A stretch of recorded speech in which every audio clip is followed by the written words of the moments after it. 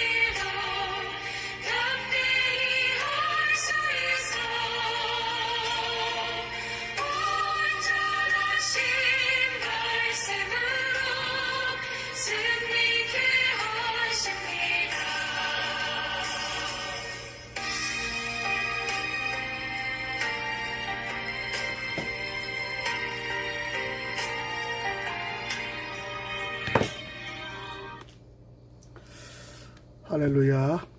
오늘의 말씀은 마태복음 16장 5절에서 12절까지 올려드립니다. 마태복음 16장 5절에서 12절.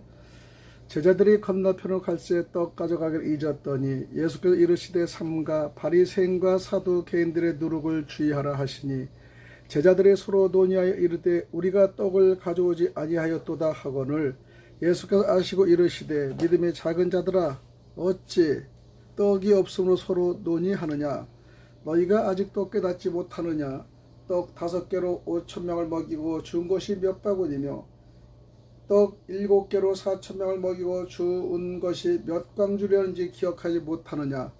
어찌 내 말한 것이 떡에 관함이 아닌 줄을 깨닫지 못하느냐? 오직 바리새인과 사두개인들의 누룩을 주의하라 하시니 그제서야 제자들이 떡의 누룩이 아니요 바리새인과 사두개인들의 교훈을 삼가라고 말씀하신 줄을 깨달으니라. 할렐루야.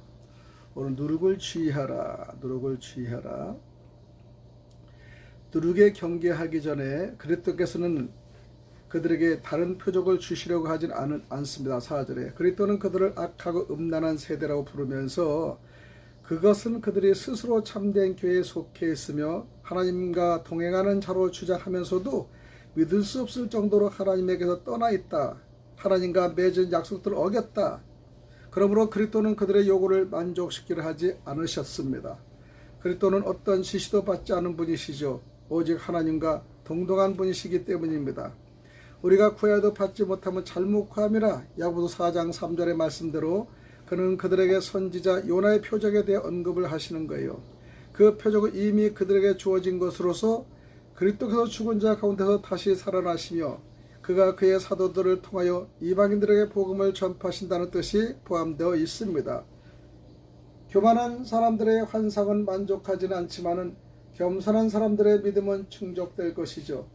그리스도께서 저희를 떠나셨기 때문입니다. 그리스도는 자기를 시험하는 자들과 오랫동안 머물지 않으시는 것은 물론이고 그와 논쟁하려는 사람들로부터 즉시 물러나신다는 것을 우리가 알아야 됩니다. 오늘 마태복음 16장 5절 12절은 누룩에 대한 경계를 이제 말씀을 드리는 겁니다. 그리스도께서는 본문에 대하여 떡에 관하여 제자들과 나누신 대화가 나옵니다.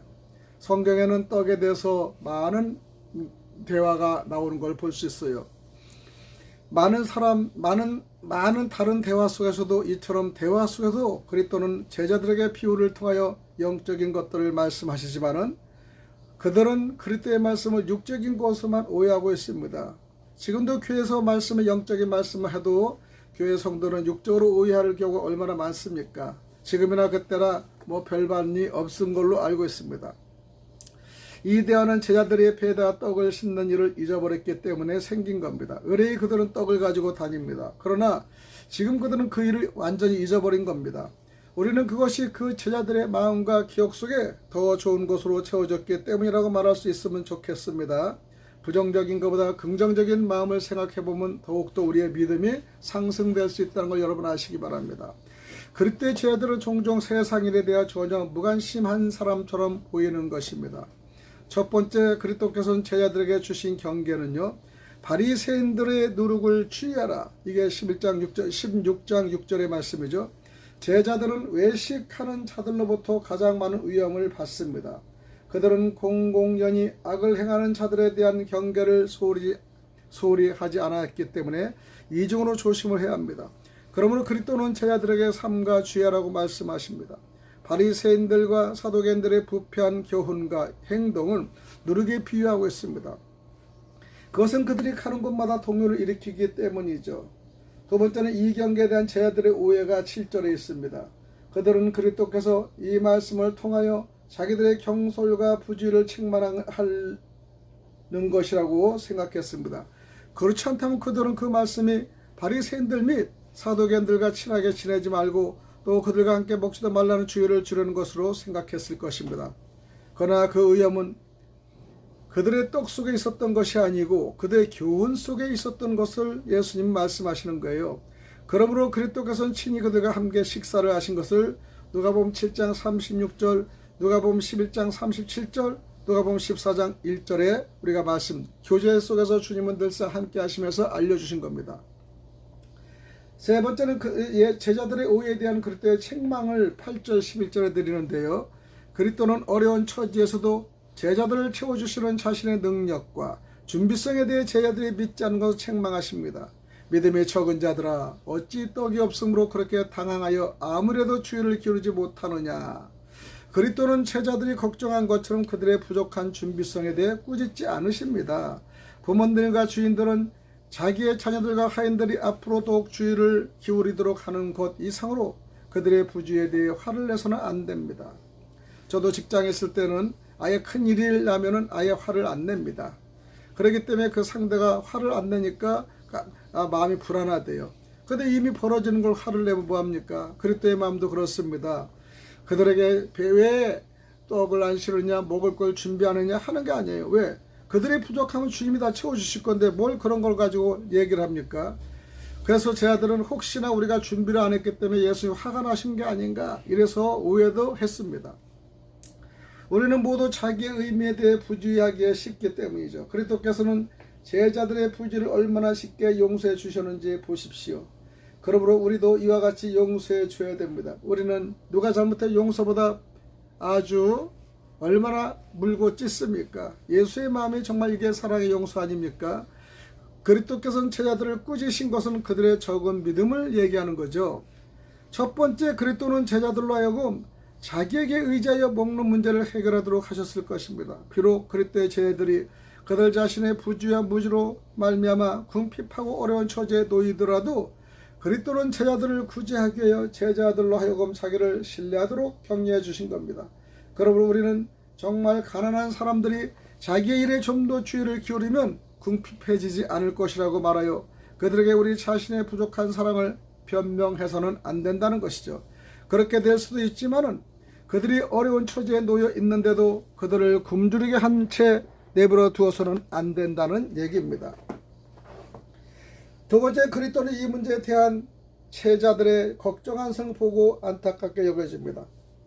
선한 사람들은 세상적인 일을 할 때 연약해지며 무능해지기 쉬우므로 세상 사람들의 비난을 받기 쉬운 것입니다. 그러나 그리스도의 제자들이 그런 일들에 관하여 너무 신중하게 걱정하는 것처럼 그리스도를 안타깝게 하는 것도 없지 않아 있습니다. 그러므로 우리는 지나치게 부주의하거나 신중한 태도를 취하지 마시기 바랍니다. 그 중용을 유지하도록 노력해야 됩니다. 우리는 너무나 이 가오를 생각하고 부족을 생각하고 잘못된 걸 너무나 생각해서 자기 자신을 정말 망가뜨리는 경우가 얼마나 많습니까? 저 자신도 한두 가지가 안 되면 그걸 생각을 골똘히 하는 경우가 많았습니다. 이 문제를 가능한 벗어 던지려고 애를 쓰는 것도 사실입니다. 우리 사람은 연약하기 때문에 자기가 잘못한 것에 대해서 부족한 것에 자꾸 생각을 가지게 됩니다. 이것이 우리가 스트레스성이 아닙니까? 이 두 가지 태도 가운데서 특히 세상 일을 지나치게 생각하는 것은 그리스도의 제자들의 가장 바람스럽지 못하다는 것입니다. 또 세 번째, 그들은 그리스도께서 그들에게 양식을 제공해 주심으로써 그리스도의 권능과 선하심을 아주 최근에 경험했기 때문에 그들의 걱정이 그들의 불신을 더욱 심하게 나타냅니다. 그들에게 떡을 마련해 주시는 그리스도가 있습니다. 비록 그들에게 물통은 없었지만은 그들은 샘물을 지니고 있었던 것이죠. 그러므로 그리스도는 제자들에게 너희가 아직도 깨닫지 못하며 기억하지 못하느냐라고 물으십니다. 그리스도의 제자들은 종종 제대로 깨닫지 못하고 기억하지 못한 것 때문에 책망을 받죠. 그리스도의 질문은 제자들에게 준 것이 몇 바구니에 태우는지 기억하라는 것이요. 옛 추억을 기억해야죠. 우리도 좋은 거 기억하시기 바랍니다. 이 바구니에 주워 담는 떡들은 그리스도의 자비를 기억하도록 기념하기 위하여 남겨놓은 것들입니다. 이처럼 넘치도록 공급해 주실 수 있는 그리스도는 분명 그들이 지금 필요로 하는 것도 공급해 주실 수 있었던 것이죠. 그러므로 우리는 우리가 하나님의 권능과 선에 대해 전에 겪었던 경험을 제대로 기억하지 못하기 때문에 현재의 걱정과 불신 후 당황하게 된다는 것입니다. 그리스도는 제자들에게 주었던 주의를 제자들이 깨닫지 못하는 것에 대해 책망하신 거예요. 어찌 내 말한 것이 떡의 가람이 아닌 줄을 깨닫지 못하느냐. 얼마 답답하셔서 이 말씀하십니까? 그리스도의 제자들은 하나님의 일을 깨닫는 일에 있어서 더디고 둔했기 때문에 부끄러움을 당하는 것이 마땅했죠. 내 말한 것이 떡의 가람이 아니었다고 그리스도께서는 화를 내셨던 것은 다음과 같은 점들이기 때문입니다. 첫 번째, 너희들은 그리스도가 자기들처럼 떡에다 신경을 쓰시는 것으로 생각했어요. 그들이. 그러나 그리스도께서는 먹고 마시는 것은 그의 아버지의 뜻대로 행하는 것이다. 이걸 알려주시는 거고요. 우리도 먹고 마시는 주님의 뜻대로, 아버지의 뜻대로 있으니 너무 걱정하지 마시기 바랍니다. 또 두 번째, 그들은 그리스도께서 비유의 말씀하신 걸 묻자 그대로 받아들일 만큼 그리스도의 설교 방식에 대해 거의 알아듣지 못했다는 것을 봅니다. 3년 반 동안 신학을 나오고 예수가 따른 그들이 얼마나 알겠습니까? 요즘 우리 현재도 3년 반 신학교 나면 아무것도 모릅니다. 다 나와서 공부하고 더 연구하고 또 듣고 뉘우치고 기도하고 방언하고 깨달아야 되지 않습니까? 깨달지 않고는 전혀 우리가 알 수 없습니다. 그러면서 예수님께서 마지막에 책망을 통하여 제자들의 오해도 풀어주신 것이 12절입니다. 그제 제자들이 떡에 두르기 아니요 바리새인과 사두개인의 교훈을 상가라고 말씀하신 줄을 깨달은 거예요. 그 바리새인과 사두개인은 아주 입만 열면 전하는데 아주 옳은 소리 같아요. 그래 옳은 소리가 아니고 그들의 말은요 늘상 뼈가 있고요 영적을 죽이는 말만 하고 있고요 육적인 말만 하고 있는 거예요.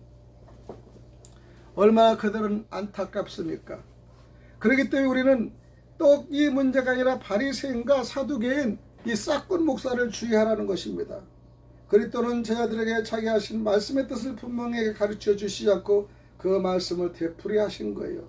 이처럼 그리스도는 성령의 지혜를 통하여 심령을 가르치시며 성령의 계시를 통하여 말씀을 깨닫게 하시는 겁니다. 그러면 우리가 이와 같이 하여 깨달은 그 진리는 가장 귀하게 되는 것이죠. 마태복음 16장에서 우리가 일어날 일은 제자들과 예수의 차이라는 겁니다. 바리새인들은 형식적입니다. 외식적입니다. 자기 의를 얻고자 합니다. 이에 대해 예수께서는요, 의를 얻고자 합니다. 이에 대해 바리새인과 사두개인들은 현실과 기복 사상에 빠짐으로 영생을 부정합니다. 영생을 부정해요.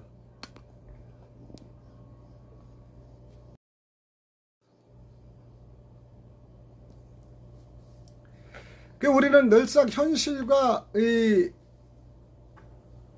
현실만 생각하다 보니까 늘상 영생을 부정하고 있을 때가 얼마나 많습니까? 이래서 사두개인들은 현실과 기복 사상에 빠져서 영생을 부정하고 제자들은 먹는 일에만 주된 관심을 가졌습니다. 그렇기 때문에 우리는 이런 뿐만 이들은 하나님의 말씀을 완전히 인간적으로만 측면으로만 이해하고 원래의 뜻을 분별하지 못했다는 사실이죠. 우리 원래의 뜻을 분별하지 못할 때가 너무나 많습니다. 그러나 예수님께서는 하나님의 뜻을 제자들에게 이해시키기 위해 가장 신숙한 개념으로 설명을 하신 겁니다. 그렇기 때문에 바로 그 이후의 장에는 베드로의 신앙 고백이 얼마나 중요한지 몰라요. 깨달으니까 베드로는 주는 그리스도요 살아계신 하나님의 아들이라고 고백하지 않았습니까? 그리스도는 기름 부음을 받은 자라는 의미죠. 예수님은 중보자로서 성부에 의해 구별되었고 임명되었으며 성령으로 기름 부음을 받은 대예언자이신 것입니다. 또한 유일한 대제사장이시며 시편 110편 4절의 말씀이고 영원한 왕이시란 것을 시편 2장 6절의 말씀을 드립니다. 베드로의 이러한 신앙 고백은 개인의 자격으로 아닌 12제자를 대표한 것입니다. 인간의 지혜가 아닌 하나님의 계시의 빛에 의해 일어난 일이기 때문입니다. 그래서 베드로는 하나님으로부터 복을 받게 됩니다. 베드로는 반석이라는 이름으로 예수님께서는 그 위에 하나님의 교회를 세울 것을 말씀하시며 그는 천국 열쇠를 소유한 것을 볼 수 있어요. 신앙 고백이 이렇게 잘하면 이렇게 이 좋은 일이 일어납니다. 그리고 든든합니다. 여러분도 신앙 고백을 통하여 반드시 천국 열쇠를 소유하는 저와 여러분이 되시기를 축원드립니다. 그래서 우리는 예수님을 우리가 따르려면 조건이 있는 겁니다. 예수님을 따르면 자기를 부인하고 자기 십자가를 지고 예수님을 쫓아가시기 바랍니다. 성도는 자기의 본래 것에 대한 모든 신뢰를 포기하고 구원을 위하여 하나님 한 분께만 매달려 하며 그리스도로 인한 고난도 기꺼이 받아들일 수 있어야 될 것입니다. 그리고 자기를 부정하는 삶을 사며 자기의 희생을 포기하며 십자가를 바로치는 삶을 살라는 것입니다. 여기까지 오기 전에 우리는 누룩을 경계해야 됩니다. 이단을 주의하고요. 사도 바리새인을 주의해야 됩니다. 그리고 지식을 전하는 영적, 그 다음에 관능적인 것, 그 다음에 옛 습관들 다 우리가 버려야 되지 않겠습니까? 이래서 사두개인의 누룩에 대해서 주의하라고 예수님이 마태복음 16장 5절 12절에 강력히 말씀하신 거예요. 우리 제자들은 자꾸 그렇게 지시하지만은 말씀을 떡으로만 생각하고 육신으로만 생각하고 세상으로만 생각하니까 늘상에 예수님의 가르침과 이리 삐뚤어지는 거예요. 그 누룩을 조심하는 교훈을 듣고 이제는 베드로가 깨달으니 주는 살아계시고 그리스도의 아들이라고 고백하지 않습니까? 우리도 그렇게 고백할 수 있는 그리스도의 영이 우리에게 들어올 수 있는 그런 신앙을 여러분 가지시길 바랍니다. 오늘도 여러분 반드시 승리하시기 바랍니다. 여러분 오늘 주일 첫째 주일이잖아요. 다들 교회에서 성찬하지만 저희 교회도 2부 후에 성찬을 드립니다. 여러분들이 모든 예배를 축적으로 하여 영적인 말씀을 사모해서 여러분 교회를 선정하고 가셔야 돼요. 여러분 교회는요 가는 거 귀찮은 것이 아니라 영적인 말씀을 듣고 깨닫고 성찬을 통하여 그리스도의 몸된 기념을 피와 살을 우리가 기념하여서 다시 신앙을 계승시키는 겁니다. 다시 신앙을 일으키는 겁니다. 그래서 내가 그냥 6일 동안 열심히 일하고 하루를 주님께 드리고 고백하는 거예요. 주님, 그리고 저 고백하고 내일부터 6일 현장에 가겠습니다. 오늘 주님께 모든 마음과 생각과 심혈을 드리고 성찬을 드린 이후에 이제 제가 죄를 다 씻으며 내일부터는 또 6일 동안 나라를 위해서 나의 가족을 위해서 교회를 위해서 열심히 일하겠습니다. 그리고 고백하여 정말로 반석인 천국의 열쇠를 반드시 받으시는 저와 여러분이 되시길 간절히 축원드립니다. 기도드립니다. 하나님 아버지 감사합니다. 오늘도 저희들의 핵심적인 말씀이 무엇인가를 깨닫기를 원합니다. 주님은 저희들을 늘상 사랑하시고 반석 같은 은혜를 주십니다. 반석 같은 은혜 등을 주심을 감사하며 믿음의 모든 소망을 주심을 감사합니다. 우리를 살려주시고 우리같이 죄인을 살려주시고 인도해 주심을 너무나 감사하며 그리스도 대신 예수님 이름 받들어 간절히 기도드리옵나이다. 아멘. 305장 나 같은 죄인 살리신 주의 아버지,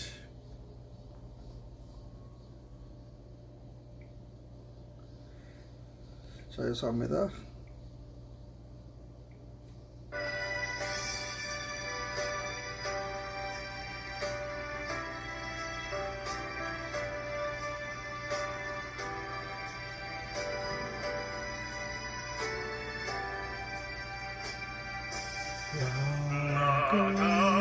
같은 죄인 살리신 주의 놀라워 잃었던 생명 찾았고 광명을 얻었네. 그 죄 안에서 건지신 은혜 놀라워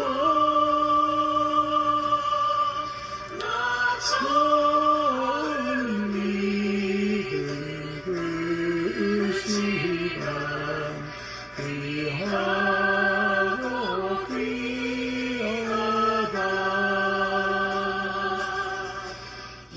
이제껏 내가 산 것도 주님의 은혜라. 또 다른 장차 보내 하네 인도해 주시니.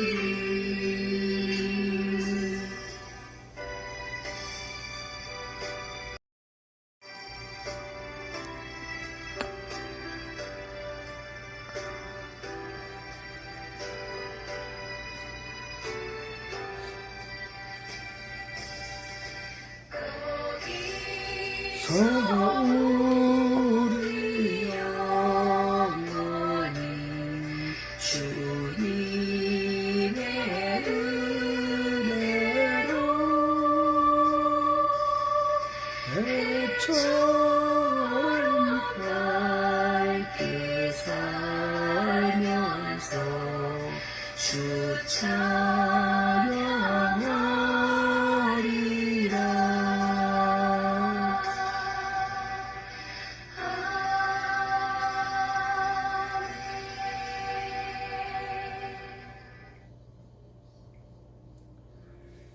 지금까지 모든 예배를 우리가 마칩니다. 감사하신 하나님, 오늘도 주님과 함께 귀한 은혜를 받으시길 너무나 감사합니다. 믿음의 소망을 주심을 너무나 감사합니다. 오 할렐루야, 감사하며 예수님 이름 받도록 간절히 기도드리옵나이다. 아멘. 할렐루야. 모든 예배를, 일부 예배를 마치겠습니다. 하나님께 영광을 드립니다. 할렐루야. 오늘도 2부 3부 4부 여러분의 주어진 예배를 충실히 성경은 교회에서 아니 방송에서 잘 들어주시길 바랍니다. 은혜 받는 귀한 오늘 8월 6일 첫째 주일 되시길 바랍니다.